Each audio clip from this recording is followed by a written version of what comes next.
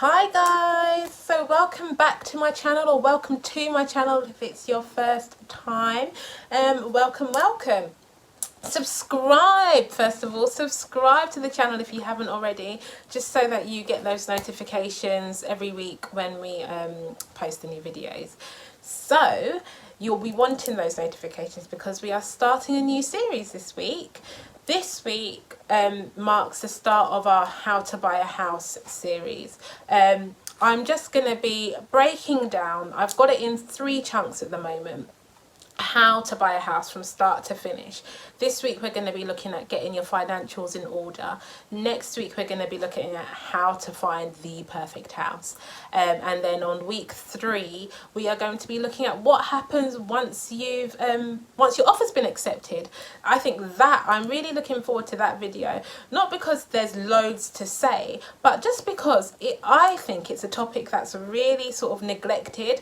I definitely found that I found myself caught off guard at so many points after my offer had been accepted, because that's just the start of the process. So I digress. Let's rewind back to this week, and we're talking about getting your finances in order. And so really I'm going to be talking about the Help to Buy scheme, shared ownership, and the just regular mortgage, traditional mortgage option.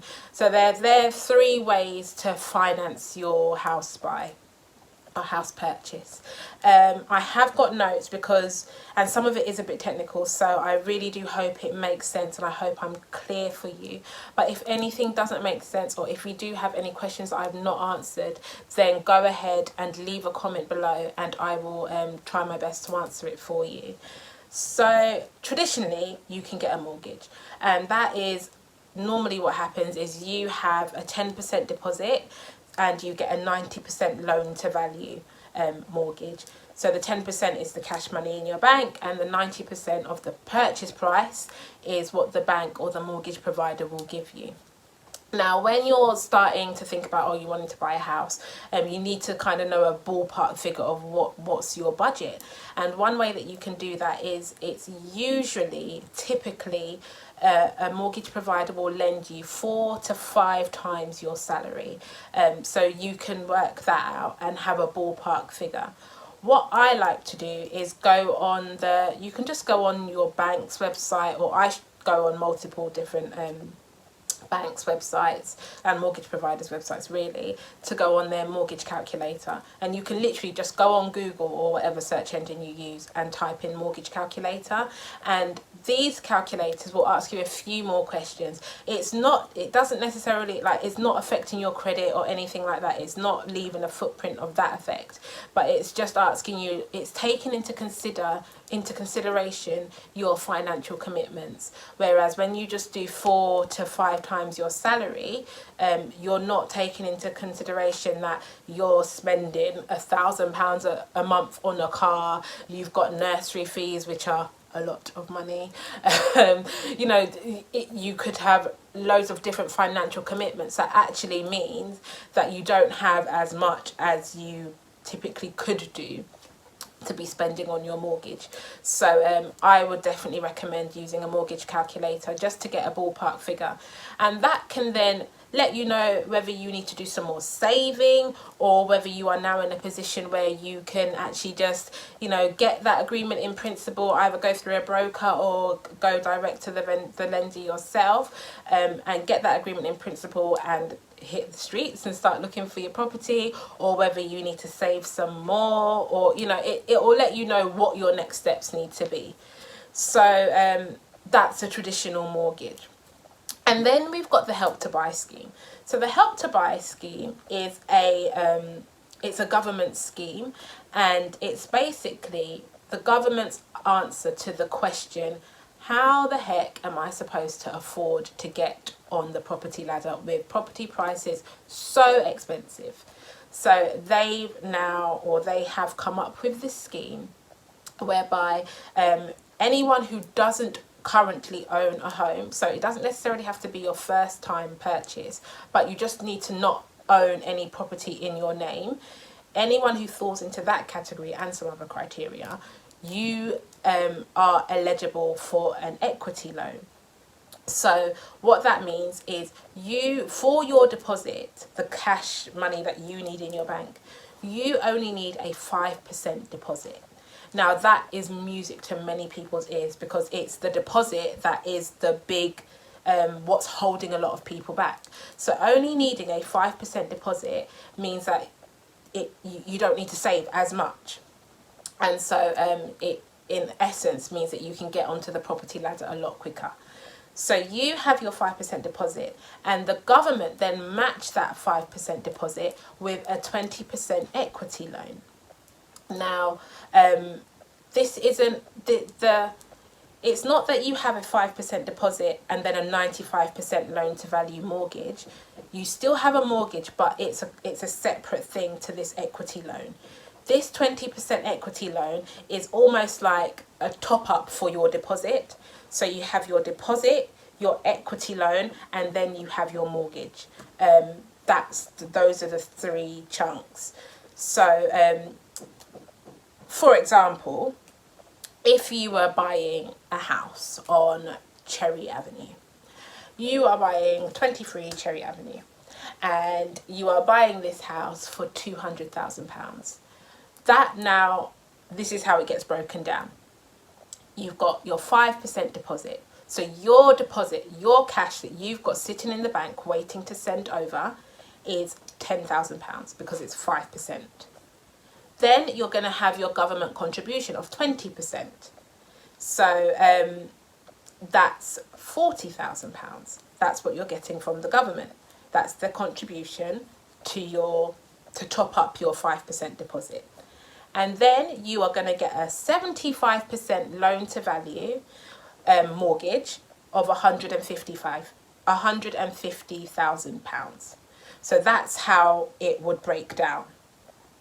So one thing I should mention is that if the 20% equity loan is actually raised to 40% if you are in London or Greater London. So that's just because house prices in London are extortionate. So 20% is still not going to help a lot of people. So in London you get the 40% equity loan. The good thing about this is that in essence it means that the mortgage you now need is either going to be a 75% if you're outside of London or 55% if you're inside of London loan to value.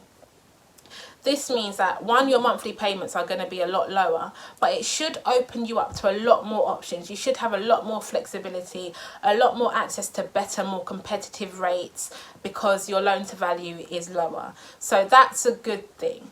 And it's interest free. So this equity loan is interest free for 5 years. You don't have to pay any interest on this. You do pay a monthly product fee, and that's of one whole pound, 100 pennies. So you pay £12 a year for the 5 years to have this equity loan. And so that is sort of the Help to Buy scheme. But then we have year 6. Year 6 comes in, and as we know, nothing is for free in life. And this is where you really you feel the force of that nothing being for free. Interest. Good old friend interest. Interest kicks in now, year 6. And I'm not going to go into the specific percentages and how much all that jazz. I'm not doing that. But it goes up every year.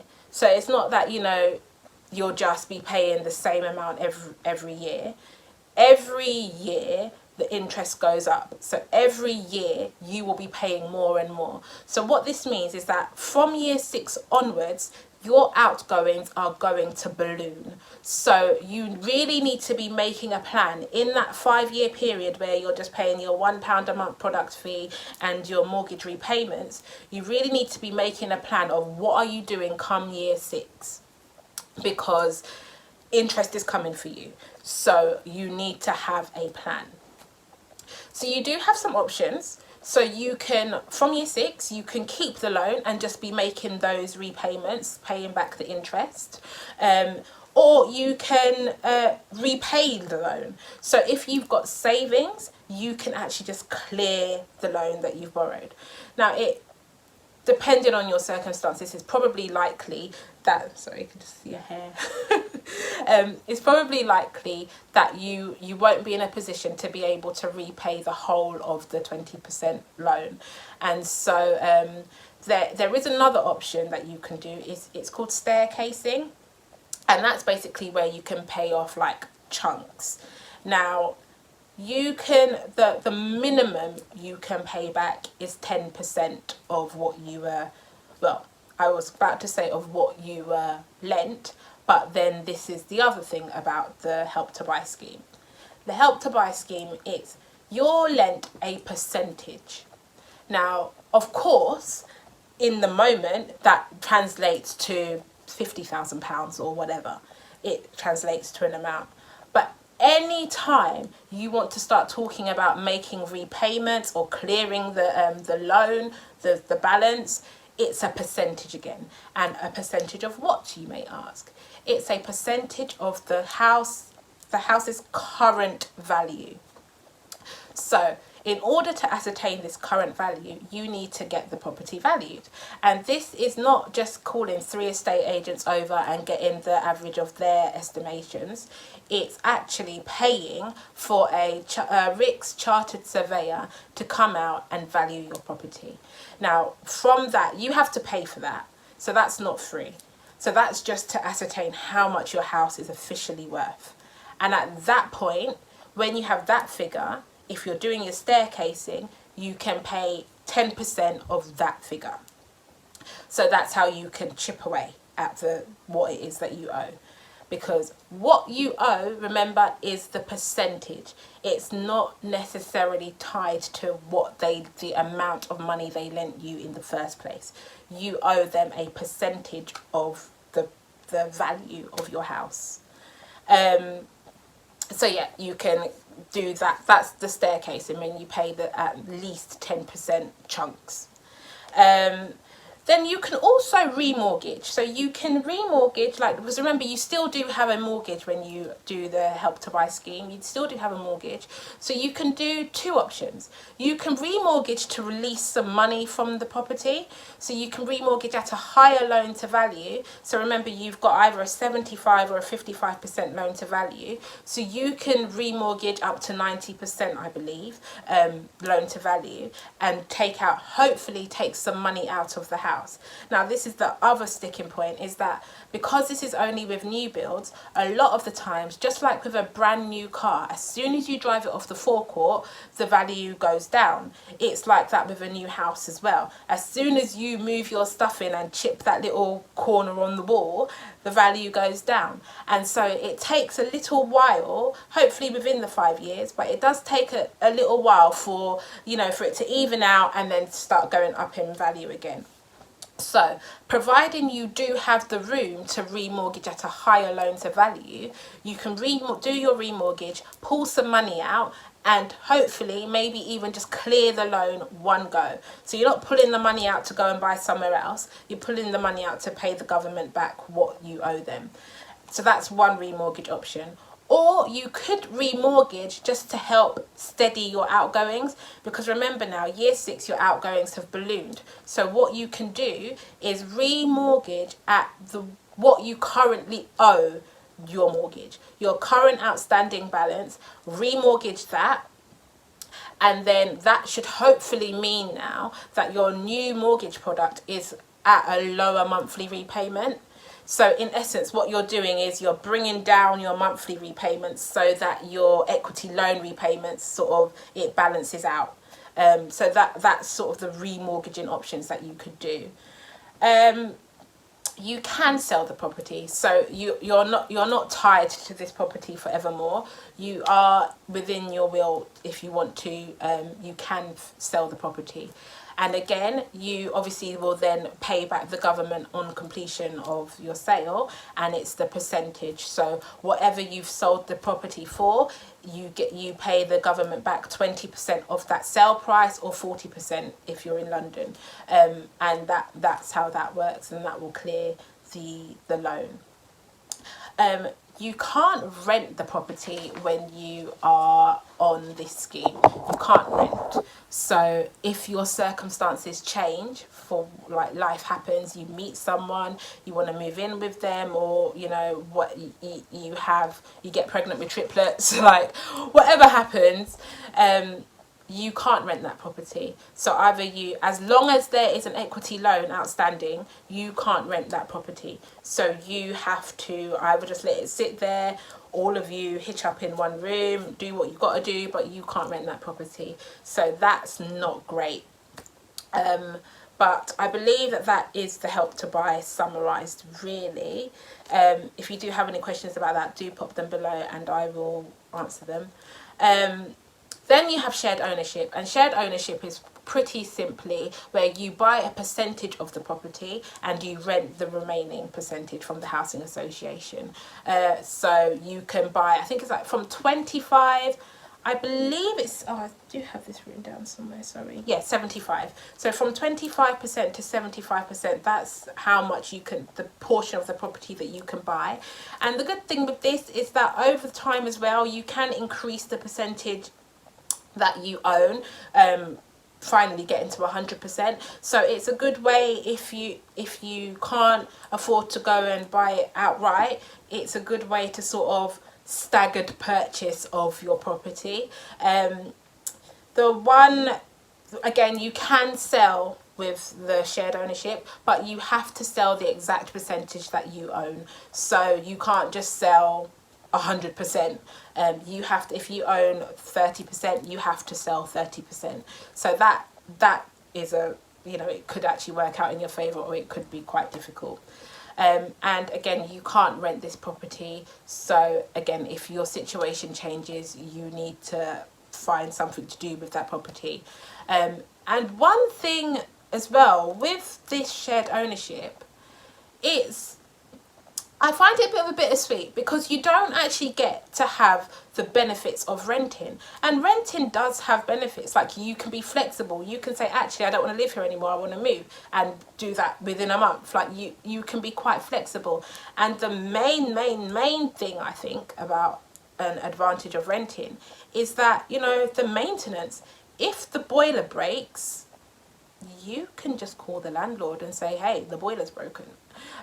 If, I don't know, the water's, something happens that's going to be costly to fix, you can call the owner of the property and get it sorted out. But in this shared ownership case, you are as far as the housing association is concerned, when your boiler pops down, you are the owner, so you need to sort that one out.